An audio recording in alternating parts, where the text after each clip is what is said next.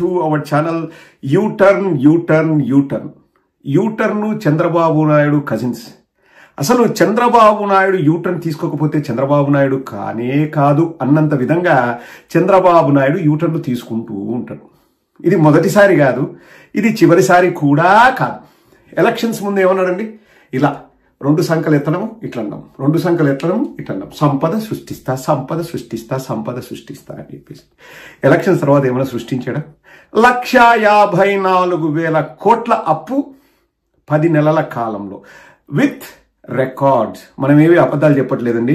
14 లక్షల కోట్లు 16 లక్షల కోట్లు అని మనం చెప్పట్లేదు.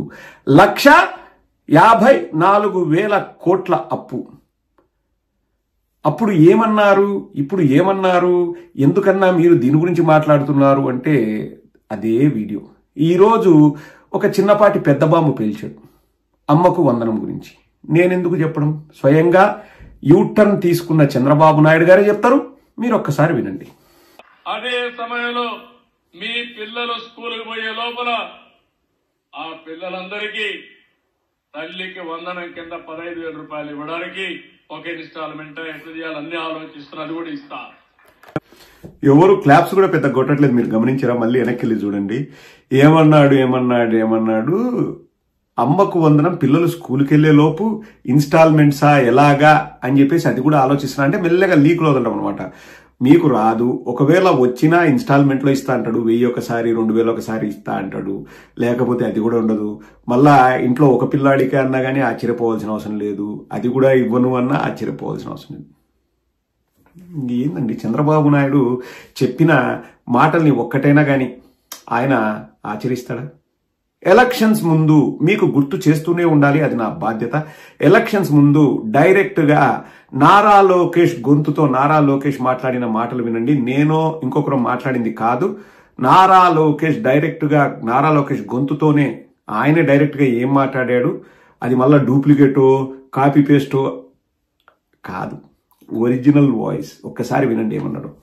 బాబు సూపర్ 6 ప్రతి గడ్పకు తీసుకెళ్లాలని ఈ సభాముఖంగా నేను కోరుతున్నాడు. ఇస్తే ఎందుకు తీసుకెళ్ళను?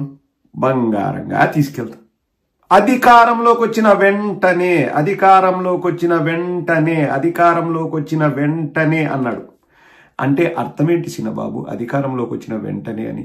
సంవత్సరం అయింది, ఆడబిడ్డ నిధి లేదు, అమ్మకు వందనం లేదు, ఫ్రీ బస్సు లేదు, నిరుద్యోగ భృతి లేదు, 20 లక్షల ఉద్యోగాలు లేవు, రైతులకు ఇచ్చే రైతు బంధున ఏది వాట్ ఎవర్ ఇట్ ఈస్ ఆ రైతుకి ఇచ్చే రైతు భరోసా లేదు. ఏం చేసినారు? సిలిండర్లు 3 సిలిండర్లు అన్నారు. మొదటి సంవత్సరం 1 ఇస్తామన్నారు. ఎందుకంటే ఇప్పుడు డిసిషన్ తీసుకుంటే లాస్ట్ 4 months లో కాబట్టి 1 ఇస్తామన్నారు. దాంట్లో కూడా 50% ఇచ్చారు. 50% కూడా ఇచ్చలేదు నాకు తెలియదు. చాలా మందికి ఎగరగొట్టారని చెప్పేసి ఆంధ్ర రాష్ట్ర ప్రజలే వీడియోల ద్వారా చెప్తున్నారు. ఇంకా ఏది ఇచ్చినట్లు? మీరు ఇక్కడ గమనించాల్సింది ఏంటి? 14 లక్షల కోట్ల అప్పు ఉన్నప్పుడే, అంటే నిజంగా లేదు, ఉంది అని వాళ్ళు ప్రచారం చేసినప్పుడే 14 లక్షల కోట్ల అప్పు చంద్రబాబు నాయుడు గారి నోటి గుండా వచ్చింది. జగన్మోహన్ రెడ్డి గారు 14 లక్షల కోట్ల అప్పు చేశారని వాళ్ళు అబద్ధాలు చెప్పినప్పుడే ఈ సూపర్ 6 ఇస్తామని చెప్పారు. వాళ్లే అసెంబ్లీ సాక్షిగా బడ్జెట్ ప్రవేశపెడుతూ జగన్మోహన్ రెడ్డి గారు దిగిపోయే నాటికి అప్పు 6,46,000 కోట్లని స్వయంగా వాళ్ళ ఆర్థిక మంత్రి అసెంబ్లీ సాక్షిగా వారే చెప్పారు. ఇంకా మళ్ళా సమస్య ఎక్కడుందండి? 14 లక్షల కోట్లు ఉన్నప్పుడే సూపర్ 6 ఇస్తా అంటే ఇప్పుడు సూపర్ 6 కాదు, సూపర్ 12 బంపర్ 24 ఇవ్వచ్చు. 6,46,000 కోట్ల అప్పు, పైగా 1,54,000 కోట్ల అప్పు చేశారు ఈ కూటమి ప్రభుత్వం. ఎందుకు చేశారు? జగన్మోహన్ రెడ్డి గారి హయాంలో 3,30,000 కోట్లు ఎంతో అప్పు జరిగితే 2,75,000 కోట్లు డైరెక్ట్ బ్యాంక్ ట్రాన్స్ఫర్ ద్వారా ప్రజలకు ఇచ్చారు. 70,000 కోట్ల నష్టం వచ్చింది 2 ఏళ్లలో. కోవిడ్ వల్ల ఆదాయం తగ్గిపోగా వ్యయం ఎక్కువైంది. అయినా కానీ జగన్మోహన్ రెడ్డి గారు చెప్పినవన్నీ ఇచ్చారు. ఇలా కల్లిబొల్లి మాటలు ఎప్పుడూ చెప్పలేదు, అబద్ధాలు చెప్పలేదు, బీద ఏడుపులు ఏడవలేదు. జగన్మోహన్ రెడ్డి గారు దిగిపోయే నాటికి దాదాపు 8,000 కోట్లు మన ఖజానాలో ఉంటే చంద్రబాబు నాయుడు 2019లో దిగిపోయే నాటికి 100 కోట్లు ఖజానాలో ఉంది. ఏ రోజైనా జగన్మోహన్ రెడ్డి గారు వచ్చేసి బీద ఏడుపులు ఏడ్చారా? ఏ రోజైనా జగన్మోహన్ రెడ్డి గారు వచ్చేసి మంగళవారం మాటలు మాట్లాడారా? దానివల్ల ఇవ్వలేకపోతున్నా, దీనివల్ల ఇవ్వలేకపోతున్నా అని మిమ్మల్ని అడుగుతున్నాను. ఎందుకు?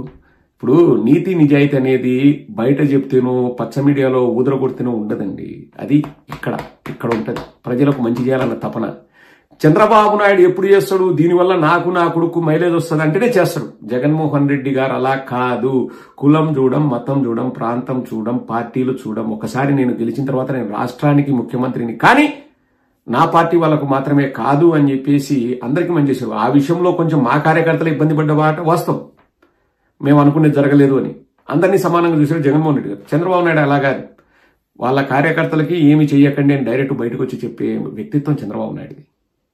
ఇప్పుడు నేను ఎందుకు చెప్తున్నా అంటే, నారా లోకేష్ ఎలక్షన్స్ ముందు జాఫర్తో మాట్లాడుతూ ఏమన్నాడు కూడా, అది కూడా వినిపిస్తుంది. మీకు గుర్తు చేస్తున్నా, లేకపోతే మీరు మర్చిపోతారు. ఇది ఇన్స్టెంట్ కాఫీ కాలం, మీకు ప్రతిసారి గుర్తు చేస్తూ ఉండాలి.